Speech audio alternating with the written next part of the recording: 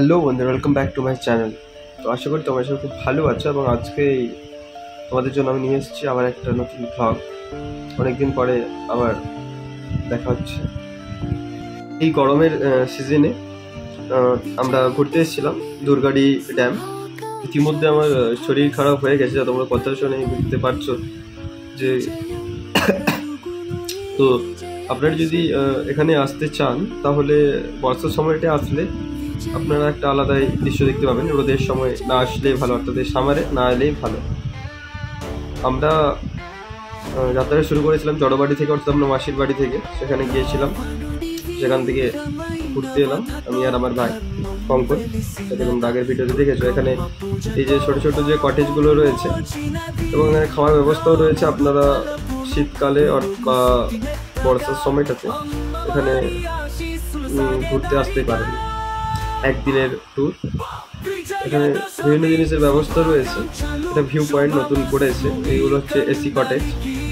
এছাড়া কিছু দূর এই যে দূরে দেখতে পাবেন আপনারা এখানে ট্যাঙ্ক রয়েছে এবং টেন্টের পিছন দিকে বাথরুমের ব্যবস্থা রয়েছে।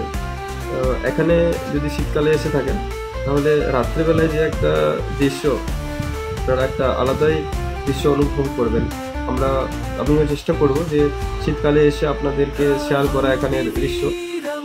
মাঝে হয়তো বোন ফায়ার জ্বালানো হয়, বিভিন্ন ডাবল চিকেন বা বারবিকিউ চিকেন ইত্যাদি ব্যবস্থা থাকে। এখন সেরকম লোকজন আসে না, তাই ভিড়ভাড়টা সেরকম কিছু দেখতে পাচ্ছেন না। আমরা ফ্রি টাইম পেয়েছিলাম তাই এখানে ঘুরতে এসেছিলাম। এই যে দেখতে পাচ্ছ এটা হচ্ছে কংসাবতী ড্যাম, অর্থাৎ যে মুকুটমণিপুর টুরিস্ট স্পট আপনারা দেখেছেন সেই মুকুটমণিপুর ড্যামেরই অন্য একটা সাইড। এখানে বসার জায়গা রয়েছে। আপনারা যদি এখানে ঘুরতে আসেন তাহলে ওই যে বসার জায়গাগুলো দেখলেন সেখানে বিকেলবেলায় বসে আপনারা সময় কাটাতে পারেন। এছাড়া একটা ভিউ পয়েন্ট রয়েছে যেখান থেকে একেবারে পুরো এরিয়াটাকে আপনারা উপভোগ করতে পারবেন।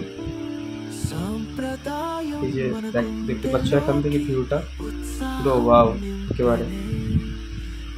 এছাড়া বিভিন্ন কনস্ট্রাকশনের কাজ চলছে এখানে, আবার বিভিন্ন হোটেল বা রেজর্ট ইত্যাদি তৈরি করা চলছে, যেটা আমরা দেখলাম। এবং ছোট্ট একটা পার্কও রয়েছে।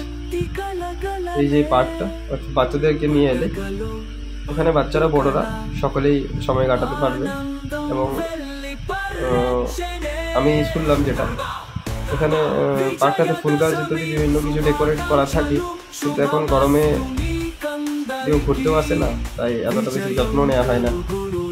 যখন উইন্টারে অথবা উইন্টারেই বলা যেতে পারে, যখন সবাই ঘুরতে আসে তখন এখানে বিভিন্ন ফুল গাছের সমারোহ থাকে।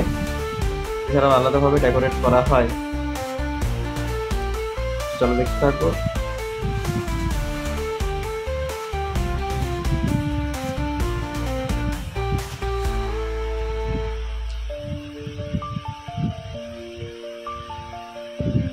এখানে যে গাছগুলো দেখতে পাচ্ছেন এগুলো হচ্ছে সোনাঝুরি গাছ।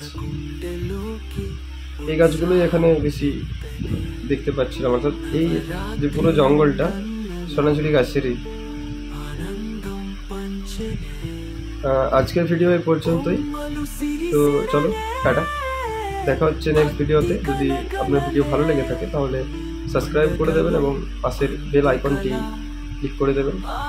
এছাড়া কমেন্ট করবেন, যদি কোনো জানার থাকে আমি অবশ্যই উত্তর দেবো। চলো টাটা, and thank you for watching my video.